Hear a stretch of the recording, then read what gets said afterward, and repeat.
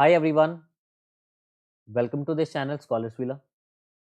इस वीडियो में हम बात करेंगे पी ट्रिपल एस बी के पेपर की। जो पेपर कंडक्ट किया गया था by the P triple S B. जो पेपर था Naib Tehsildar, treasury officer and senior assistant, and this joint exam was conducted by GNDU on 21 of December 2025। इसमें हम जीके के कुछ क्वेश्चंस को डिस्कस करेंगे विद डिटेल मैनर्स। देखिए, पेपर को डिस्कशन करने से पहले हम कुछ बात करना चाहेंगे यहाँ पर कि आपको लगता है कि ये जो एग्ज़ाम था आपका पी ट्रिपल एस बी का, क्या ये up to the mark of Naib Tehsildar, treasury officer और सीनियर असिस्टेंट? क्या आपको लगता है कि ये नायब तहसीलदार और ट्रेजरी ऑफिसर और सीनियर असिस्टेंट के लेवल का एग्ज़ाम था? ऑल्दो इससे पहले जीएनडीयू ने काफ़ी पेपर कंडक्ट किए गए हुए हैं। P you know P triple S B के द्वारा जो जीएनडीयू को अथॉरिटी मिलती है, तो इससे पहले जो एक एग्जीक्यूटिव असिस्टेंट का एग्ज़ाम था, वो भी जीएनडीयू के द्वारा कंडक्ट किया गया था। तो वो पेपर तो बहुत अच्छे लेवल का था, but this paper is not up to the mark of these high profile jobs, okay? पर किसी भी एजुकेटर ने, टीचर्स ने इस पे कोई मुद्दा नहीं उठाया कि लाइक जो पी ट्रिपल एस बी के द्वारा ये पेपर है, ये तो बिल्कुल भी आपका ग्रुप बी लेवल का एग्ज़ाम था ही नहीं, ओके? और सबके पास एक ही पॉइंट है, दैट इज़ अ लैंग्वेज को लेकर कि पंजाबी में और इंग्लिश में जो क्वेश्चन की फ्रेमिंग को लेकर। ऑल्दो ये भी एक इम्पॉर्टेंट टॉपिक है, ये भी एक इम्पॉर्टेंट इशू है, बट उससे भी ज़्यादा इम्पॉर्टेंट इशू ये भी बन जाता है आपका कि ये पेपर आपका उस लेवल का होना चाहिए था कि नहीं होना चाहिए था। इससे पहले जो 2024 में एग्ज़ाम किया गया था पी ट्रिपल एस पी, जो नीलट यूनिवर्सिटी ने लिया था, ओके? उसका लेवल इसके कंपैरेटिव बहुत अच्छा था। लास्ट ईयर सॉरी इसी साल में जो अगस्त में एग्ज़ाम हुआ था एग्जीक्यूटिव असिस्टेंट का, उसका भी लेवल जीएनडीयू ने भी वो भी पेपर कंडक्ट किया था, उसका भी लेवल इसके कंपैरेटिव बहुत अच्छा था। ये तो पेपर सिंपली है कि 2024 का इन्होंने as it is previous year questions को उठा के और वही करंट अफेयर्स को रख के इन्होंने एज़ इट इज़ पेपर डाल दिया है, ओके? कोई भी क्वेश्चंस की प्रॉपर कोई फॉर्मेटिंग नहीं थी, as it is previous year question थे। अगर आप में से काफ़ी बच्चे 80, 90 नंबर ले रहे हैं, तो उसका कोई भी फन नहीं बनेगा, ओके? उसका कोई भी फन नहीं बनेगा, रीज़न बीइंग क्योंकि ये पेपर लेवल बहुत ईज़ी है। ओके, ये पेपर का लेवल बहुत ही ईज़ी है। ऑल्दो आपको पता है कि जो जीएनडीयू के द्वारा मिसमैनेजमेंट होती है पेपर को लेकर, there is no official person there, कोई भी सिक्योरिटी पर्पज़ के लिए भी वहाँ पर काफ़ी लैग्स होते हैं। तो ये पेपर भी बहुत ज़्यादा इन्होंने हमें हार्श, तो बहुत ज़्यादा दुखी किया है। तो मैं चाहता हूँ कि आप में से काफ़ी जो पर्सन्स ने अब जो तैयारी कर रहे हैं, इस पे आप इस चीज़ इश्यू को आप हाइलाइट करें और आने वाले एग्ज़ाम आपके अच्छे जाएँ। और मैं चाहता हूँ ये this is my personal view कि ये पेपर कंडक्ट किया जाए द पीपीएससी, क्योंकि ऑल्दो आपको लगेगा कि पीपीएससी तो वैसे भी कोई एग्ज़ाम लेता नहीं है अच्छे से, ठीक है? पर अगर आपको पता हो कि पीपीएससी के द्वारा जो लास्ट नायब तहसीलदार का पेपर लिया गया था, जो फिर से रिकंडक्ट किया गया था, उस वो पेपर उन्होंने प्रॉपर फॉर्मेटिंग से लिया था, ओके? तो this is my personal view कि ये पेपर फिर से रिकंडक्ट किया जाए the PPSC and with the time manners, okay? Bounded time manners में ये पेपर रिकंडक्ट होना चाहिए, बिकॉज़ इसमें बहुत अच्छी-अच्छी जॉब्स हैं ट्रेजरी ऑफिसर की और senior assistant group B level की, जो आने वाले कुछ सालों में दोबारा नहीं देखने को मिलेंगी, okay? So let's start with the our topic. तो हम एग्ज़ैक्टली अब क्वेश्चंस पे आते हैं। तो इसमें हमारा फर्स्ट क्वेश्चन है। फर्स्ट क्वेश्चन था, what is the exoskeleton technology? इसमें ऑप्शंस आपके हैं कि form of virtual reality gaming equipment, variable structure that enhance human strength, a software use for cyber security purposes and method of renewable energy production. इसका जो उसका best option रहेगा वो आएगा आपका variable structure that enhance human strength. तो this is I am talking about the exoskeleton technology. ये भी आपका 2024 में ही इसी को हाईलाइट किया गया था। तो एक्सोस्केलेटन एग्जैक्टली टेक्नोलॉजी थी क्या? तो बेसिकली ये मोबाइल मशीन की एक रिजेंबलिंग, जैसे जैसे इंसेक्ट के एक्सोस्केलेटन होते हैं, ओके? क्योंकि इंसेक्ट भी एक स्केलेटन टाइप का ही होता है। तो इंसेक्ट के जो एक्सोस्केलेटन जैसे रिसेंबलिंग करके एक मोबाइल मशीन बनाई गई थी, जो एक पर्सन को पर्सन एक वेयर कर सकता है। You can see here, okay? You can see here and it is powered by the motor. अब इस मशीन्स में क्या होता है, मोटर्स होती है, हाइड्रोलिक, न्यूमेटिक्स, जो हमारे क्या करते हैं, लिब मूवमेंट्स को एड करते हैं ताकि हमारा बॉडी और इम्प्रूव करे वर्क करने में। क्लियर है? So this is the best option, that is a variable structure that enhance human strength.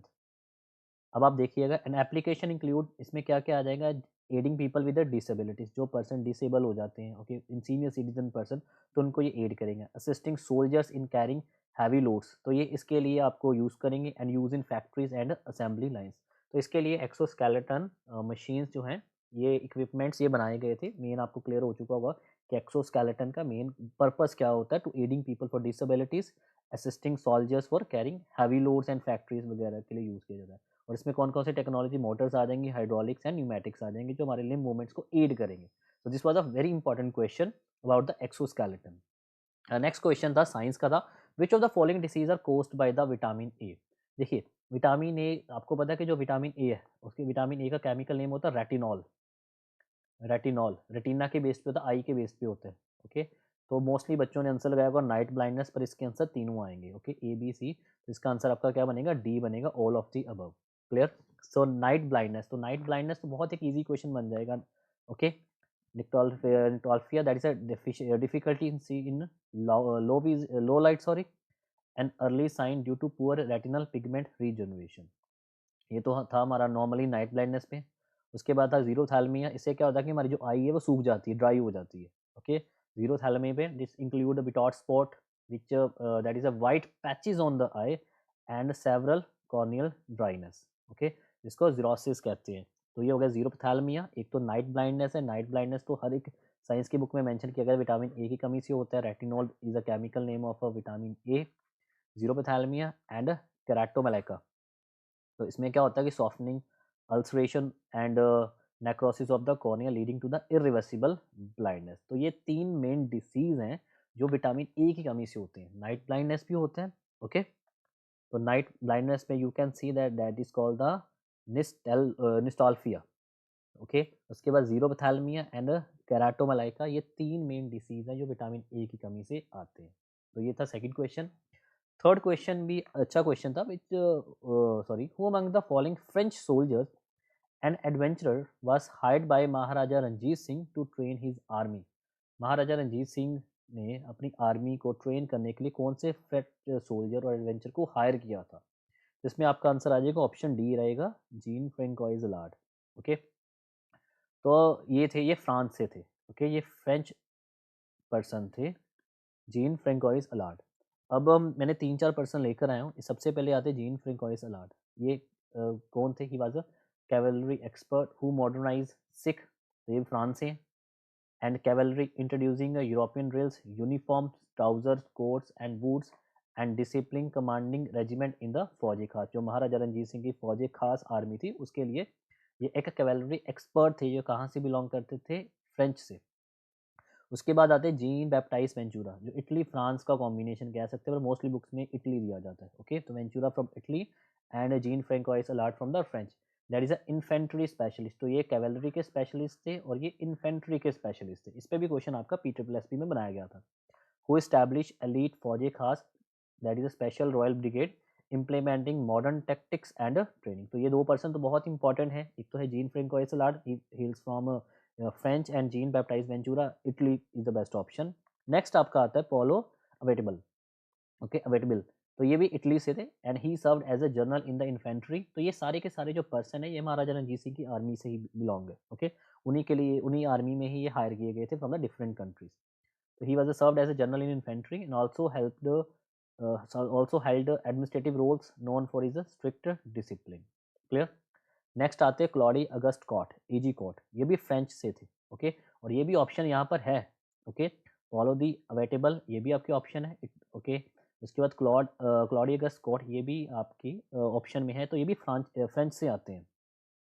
And he task with developing the Sikh artillery effective artillery brigades. Okay, पर अगर बेस्ट ऑप्शन देखा जाए तो best option अलार्ड ही आएंगे, because Claudius Scott and he also hailed from French and he tasked with the developing the Sikh artillery and creating effective artillery brigades. उसके बाद next आपका आता है कर्नल अलेक्जेंडर गार्डन, ये अमेरिका से थे। Okay, and he also another officer who served in artillery and other capacity noted for this services. ठीक है, तो ये मैंने यहाँ पे 5 पर्सन लिए हैं। एक तो जीन फ्रेंकोइस अलार्ड फ्रांस से हैं, Jean Baptiste Ventura Italy is the best option.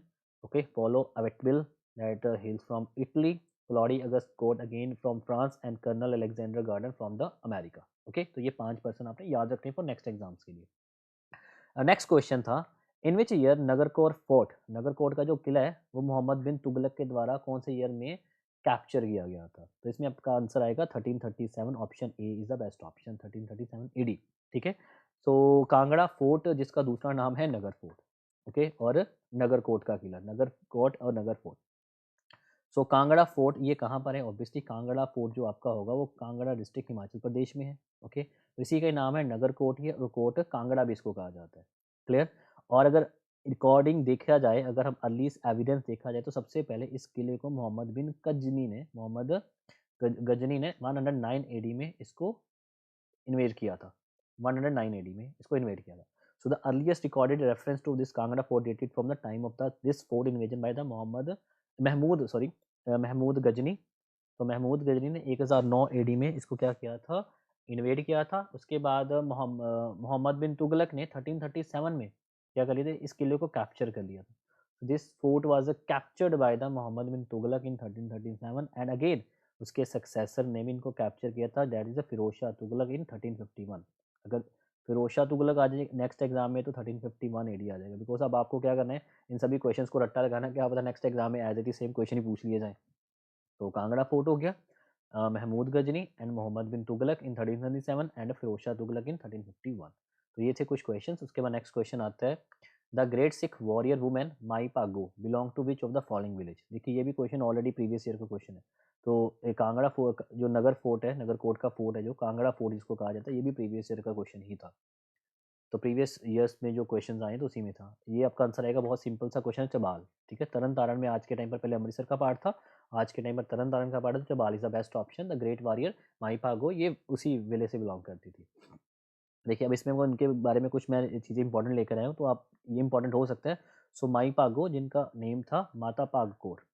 Okay, so Sikh warrior and Sikh woman who led Sikh soldiers against the Mughal in 1705। Okay, तो गुरु गोबिंद सिंह जी के साथ आप उनके कंटेम्प्रेरी आप कनेक्ट कर सकते हो।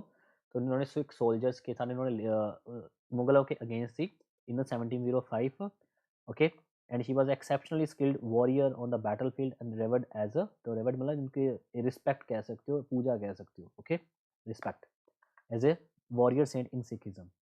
And she was known for rallying. Rallying का मतलब होता है इकट्ठा करना, रीअसेंबल करना। जो 40 मुक्ते गुरु जी का साथ छोड़ गए थे, ओके, तो उनको फिर से इन्होंने रिजेंबल किया था, रिकनेक्ट किया था, तो that is called the rallying. तो she was known for the rallying the 40 Sikh, 40 Mukte who abandon Guru Gobind Singh जी।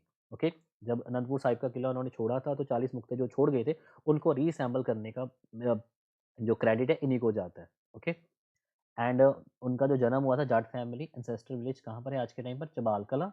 ठीक है, चबाल सी से भी नाम कर सकते हो और जे से भी आप सकते हो, चबाल कला और जबाल कला, जो आज के टाइम पर प्रेजेंट डे कहाँ पर है, तरन तारण डिस्ट्रिक्ट में है पंजाब की। तरन तारण राजा पहले ये अमृतसर में आता था, अब इसको अलग से डिस्ट्रिक्ट अलग बना दिया गया हुआ है।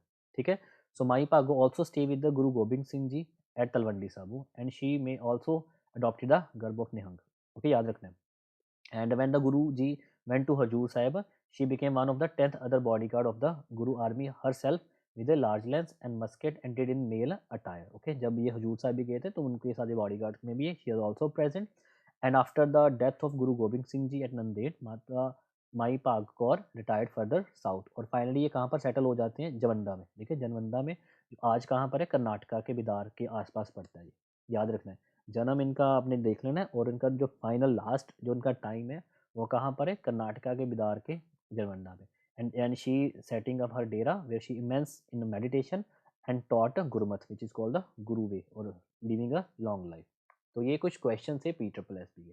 अब आप बोलोगे इतने कम क्यों क्वेश्चंस लेकर आए जीके में। बच्चों बात ये है कि इसमें जो अदर क्वेश्चन है वो सारे पी वाई क्यूज है, all were P Y Qs. Okay, उसको डिस्कस करने का कोई फन ही नहीं है कोई, इसलिए तो मैं ये मुद्दा उठा रहा हूँ कि ये सारे के सारे क्वेश्चंस ऑलरेडी रिपीटेड क्वेश्चन है, तो क्या फ़ायदा इतना हमें इतना हाई लेवल पीसीएस लेवल की तैयारी करने का अगर क्वेश्चन ही सारे वन वर्ड प्रीवियस ईयर पूछ लिए जाएंगे। ओके, सो दैट्स वाई मैं चाहता हूँ कि ये मुद्दा हाई लेवल तक जाए।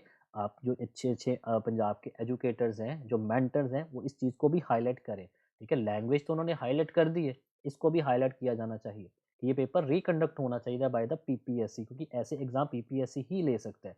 पी ट्रिपल एस पी के बस की बात नहीं है और जीएनडी को बस की तो बिल्कुल भी बात नहीं है इस तरह से पेपर कंडक्ट किए जाए। Okay, so this is for today in this video, thank you.